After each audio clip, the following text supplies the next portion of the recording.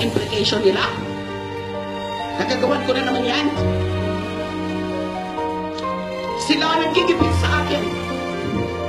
Masyado na nila akong ginigipit, inaapi, tapos ganyan pang gagawin nila. Lahat na lang sinisisi sa akin. And they call themselves men. Ganyan ba mga lalaki? They're cowards, they're fools, and they're liars. Tama naman po. In your desperation, tumulo para siraan niyo ako. Hindi nila iniisip kung ano nang nagiging itsura niyo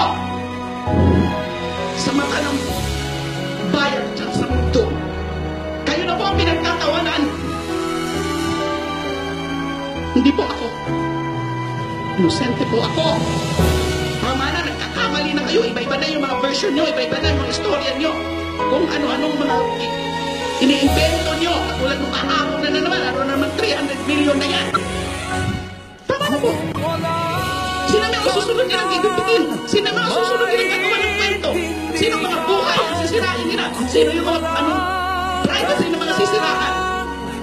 Mga former staff ko, mga former officials ko, lalapitan ko na po lahat. Alam ko yan, nakakarating ko sa kanila, mga sumbong nila sa akin. And I feel so hopeless.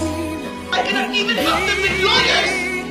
Dahil kung papadalahan ko sila ng lawyers, sasabihin nila ang yan kasi puputiktahan para hindi siya iano. So what am I supposed to do now? Tell me.